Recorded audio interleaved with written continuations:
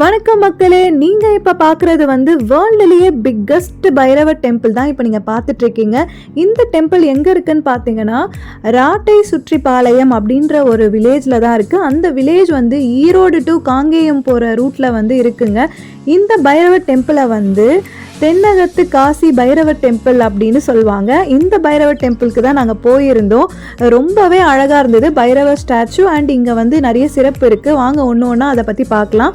இந்த பைரவர் ஸ்டாச்சு 39 அடி உயரத்தில் இருக்குங்க, 18 அடி அகலத்தில் இருக்குது. இங்கே பார்த்தீங்கன்னா விளக்கு போடுறாங்க. அதுவும் கோகோனட் தேங்காயில் விளக்கு போடுவாங்க. அதே மாதிரி மண் விளக்கும் போடுறாங்க. மெயினாக டியூஸ்டே செவ்வாய்க்கிழமையில விளக்கு போடுவாங்க.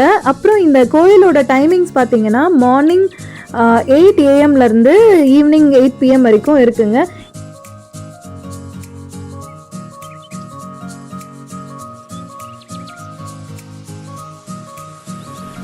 இப்போ நீங்கள் பார்க்குறதா கோயிலோட என்ட்ரன்ஸ். இப்படி தான் உள்ளே போகணும். இந்த கோயில் ரொம்ப பெரிய கோயில்லாம் இல்லை, ஒரு சின்ன கோயில் தான். பட் இருந்தாலும் பைரவர் ஸ்டாச்சு ரொம்ப பெருசாக வச்சுருக்காங்க. இங்கே இன்னொரு சிறப்பும் இருக்குது, நான் அதை பற்றி அப்புறமா சொல்கிறேன்.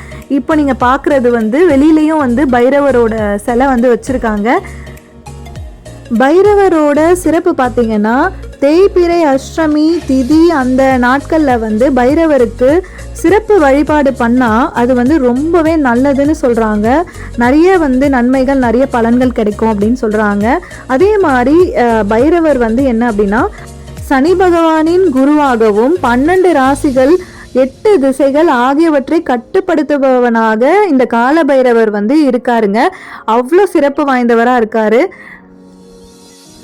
இங்கே வெளியே பார்த்தீங்கன்னா யாகசாலையும் வச்சுருக்காங்க. இங்கே நம்ம கோயிலுக்கு சிறப்பு பூஜை யாகங்கள் பண்ணோன்னாலும் இங்கே பண்ணிக்கலாம். பைரவர் ஸ்டாச்சு பாருங்கள், எவ்வளோ உயரமாக இருக்காரு பாருங்கள், ரொம்பவே அழகாக இருக்காரு.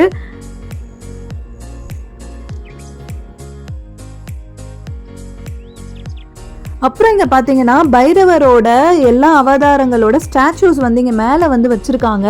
பார்க்குறதுக்கு ரொம்பவே அழகாக இருந்தது.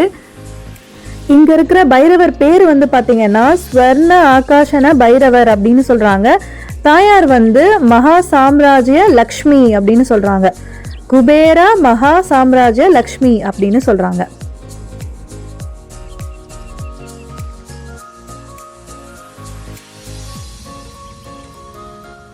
இந்த கோயிலில் என்ன ஒரு சிறப்புன்னு பார்த்தீங்கன்னா எந்த கோயிலுமே நம்மளை கருவறைக்குள்ளே விடமாட்டாங்க.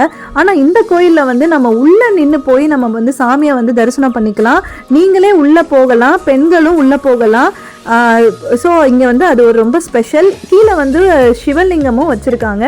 பைரவர் பாருங்கள், பைரவர் மடியில் அந்த அம்பாள் இருக்கிற மாதிரி இருக்குது. இங்கே டெய்லியுமே பார்த்தீங்கன்னா அபிஷேகம் பூஜை எல்லாமே பண்ணுறாங்க. மெயினாக தேய்பிறை அஷ்டமி அன்னைக்கெல்லாம் மார்னிங் ஒரு 9:30க்கு பால் அபிஷேகம், அப்புறம் 12 மணிக்கு தீபாராதனை காமிக்கிறாங்க. அதே மாதிரி ஒவ்வொரு பௌர்ணமி அமாவாசையிலையும் ஈவினிங் 4:30 மணிக்கு பௌர்ணமி சிறப்பு யாகம் பண்ணுறாங்க. இந்த சிறப்பு நாட்களில் 1000க்கும் மேலே பக்தர்கள் வழிபாடு செய்கிறாங்க. நீங்களும் இந்த கோயிலுக்கு ஒரு முறை வழிபாடு செய்யுங்க. இந்த வீடியோ உங்களுக்கு ரொம்ப பிடிக்கும் நான் நம்புகிறேன். ப்ளீஸ் லைக் பண்ணுங்கள், ஷேர் பண்ணுங்கள், கமெண்ட் பண்ணுங்கள் மக்களே. தேங்க்யூ.